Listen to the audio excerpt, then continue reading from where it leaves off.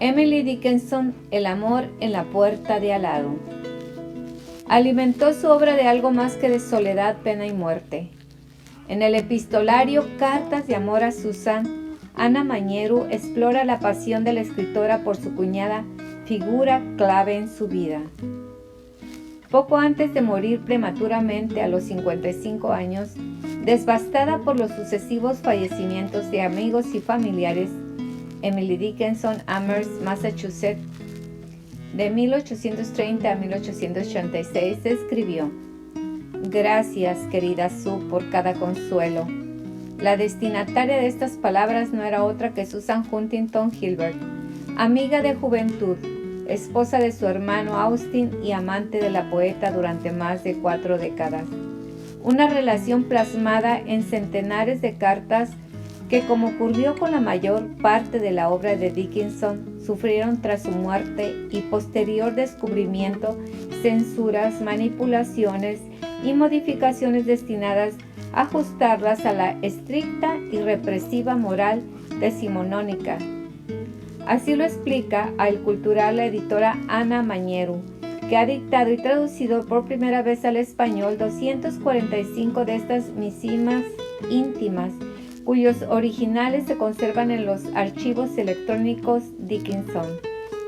En el volumen Cartas de amor a Susan Sabina, Susan fue la figura central y decisiva en la vida y la obra de Emily Dickinson. Según ella misma lo expresa en muchas de sus cartas y poemas, de hecho, Emily escogió a Susan entre todas las demás relaciones de su vida. Afirma la editora, parafraseando a Dickinson: «Yo derramé el rocío, pero tomé la mañana. Escogí esta estrella singular, entre las muchas que hay en la noche.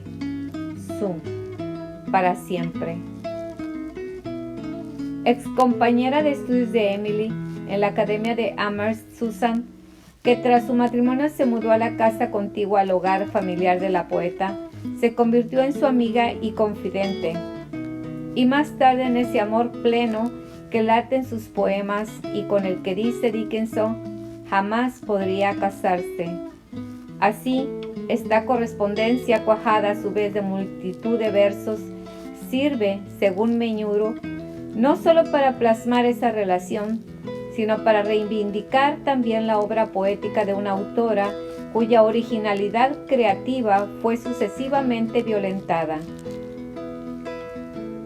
Emily nunca se atuvo a la clasificación tradicional que divide en género su escritura como lírica y epistolar, tratando de separar su obra en dos grandes apartados, poemas y cartas.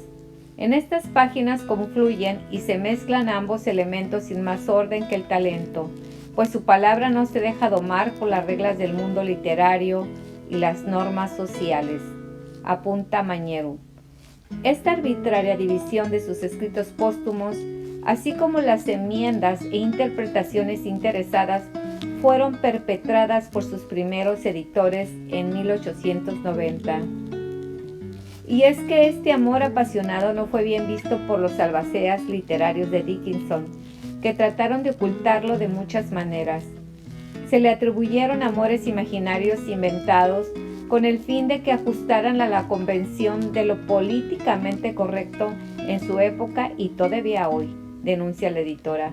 Por ejemplo, con personajes como un clérigo al que vio 2 veces en su vida, un anónimo máster sobre el que se han escrito multitud de hipótesis peregrinas, un anciano juez con el que no quiso casarse, un amigo que murió joven y del que no se supo nada más. Sin embargo, su amor por Susan dejó un rastro imborrable.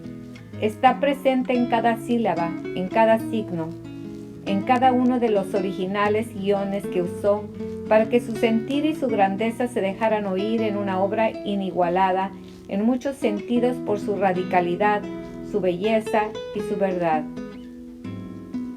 Este proceso de blanqueamiento de la obra de Dickinson fue acometido por la escritora y editora Mabel Loomis Todd, a la sazón amante de Austin, que intuyó la genialidad de Emily y se empeñó en conocerla personalmente, lo cual no consiguió. Lo que sí hizo fue publicar en 1890 una muy exitosa primera edición de sus poemas con la ayuda del escritor Thomas Wentworth Higginson, donde en palabras de Mañero, no respetaron la original creación literaria de la autora, causando perjuicios irreparables. Reordenaron poemas y versos, reasignaron de supuestos destinatarios y en especial suprimieron la figura de Susan como inspiradora y principal referente literario de Emily. Otro aspecto controvertido de la manipulación de los papeles de Dickinson es la destrucción de las cartas inversas, las que Susan respondía a ella, de las cuales apenas queda rastro. Fue una pérdida muy grande, lamenta la editora. Se repite una y otra vez que fueron quemadas por orden de Emily antes de morir, pero no hay constancia documental de que esa fue la razón. En el contexto de la familia Dickinson, puede ser que su drástica desaparición se debiera más bien a cuestiones de honorabilidad social. Una leyenda derrumbada. Un pudor que ha trascendido durante más de siglo y que poco a poco empieza a resquebrajarse, como celebra Mañero. Emily fue una mujer tan libre que no pudo ser encasillada. Los que lo intentaron la calificaron de mujer extraña porque no entendían que tuviera sus propios intereses, de excéntrica porque encontró su centro en el amor y en la poesía de rara, porque nunca fue banal ni vulgar. Afortunadamente, apunta, su obra ha resistido el tiempo y todos los atentos que ha sufrido. Hoy nos habla en sus propios términos y la leyenda que oscurecía su comprensión, aunque todavía con muchas resistencias académicas y editoriales, va cayendo por su plumero peso.